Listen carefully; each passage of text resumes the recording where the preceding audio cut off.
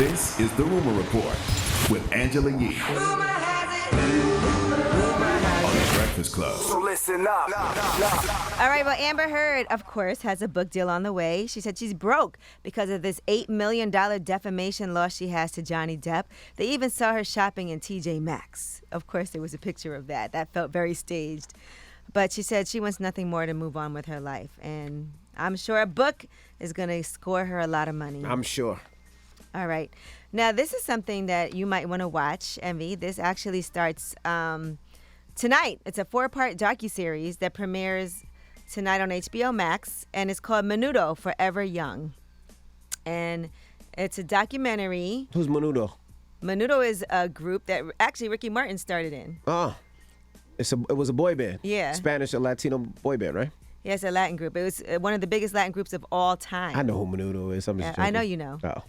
All right, so in a new documentary that they have, Angelo Garcia, who joined Menudo after he had just turned 11, said he was raped during his stint with the group. He details a sexual assault. He said it took place in his hotel room after he was given alcohol by an undisclosed man. Here's the trailer for that Menudo 4-part series.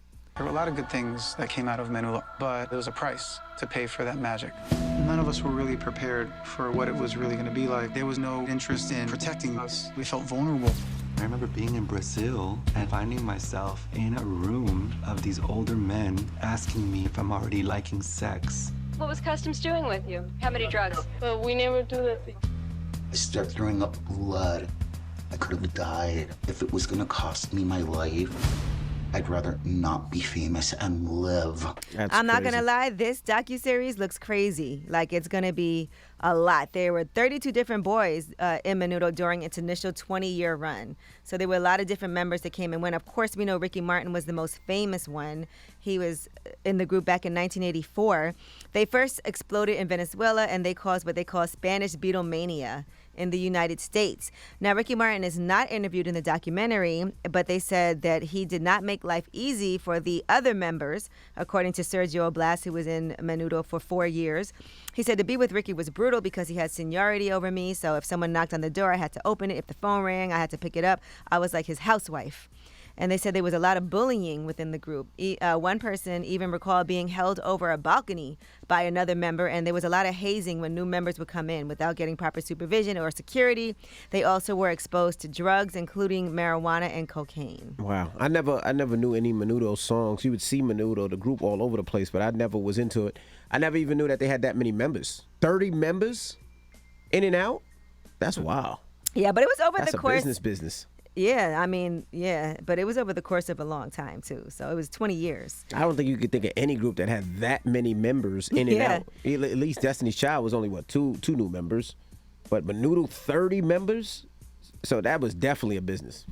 Right, and one of the guys, Andy Blasquez, he was in the group from 1991 to 1997. He said that he felt uncomfortable with the extreme sexualization that happened from the very beginning, like over-sexualized jokes that you shouldn't say in front of children. He said, I remember Edgardo saying, you know the pleasure that you get when you're pooping? That's what anal sex feels like. And so, a lot. You didn't have to tell us that, but okay. But let me ask you a question. Besides Ricky Martin, was there another famous Menudo member? He's just the most, he's Ricky Martin, so I think he overshadows everybody. Like, New Edition, you could name a bunch of them. No, it was not like that. There were also not 30 members in New Edition. Even Destiny's Child, you can name a couple, you can name them. But, like, how many members of Menudo can you name besides I only know Ricky Martin, but I'm not, like, a huge Menudo fan person. Mark Anthony wasn't in Menudo, right? No. Okay. What is wrong with you? I don't know. I'm just asking. You can just throw it out any name like that? No, I'm asking. I don't know. I'm just asking. I don't know. All right, now Justin Timberlake is trolling himself, and that's over the viral dancing. He wasn't in Menudo, right? I'm just messing with you. Go ahead. Oh, sorry. And that's over that viral dancing video that happened when he was in D.C. where he was trying to do the Beat Your Feet dance, if you guys recall. So he actually had his feet apologize. DC, I want to apologize to you for 2 reasons. Here and here. I had a long talk with both of them individually and said, don't you ever do that to me again. Maybe it was the khakis. It was a real khaki vibe. I'm gonna make this up to you. I'm gonna focus on these 2 guys right here and get them right. Love y'all. And then he posted a lot of the memes that people were doing about him. Mm-hmm. Do you feel like when an artist gets a little older or out of shape and they perform, they shouldn't do the dances that they used to do? Because we remember him from those dances. Well, I don't know him from the Beach of Feet. No, I'm just saying, like, even the dances, like when we had, Tank talking about Genuine, we remember those dances. So when they can't do those dances like that, it just doesn't feel the same, I don't know how that happens. I'm not sure. Well, they get older, they get a little more weight. They don't practice as much. It just doesn't feel the same. Right. You got to maybe just dumb it down a little. That's why Genuine don't want to do the dance. Like, he knows where he's at. He's doing other dances, though. Yeah. That might be just as difficult. True. Moving furniture. All right, Suge Knight has avoided another lawsuit payout.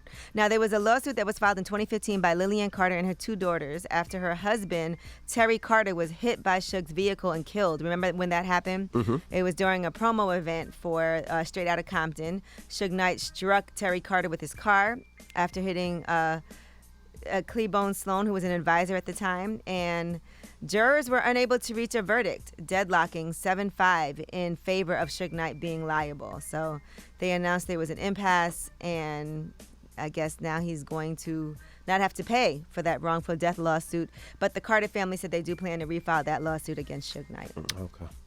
All right. Well, I'm Angela Yee, and that is your Rumor Report. Thank you, Angela Yee. All right, the People's Choice Mix is up next. Get your request in. Let me know what you want to hear.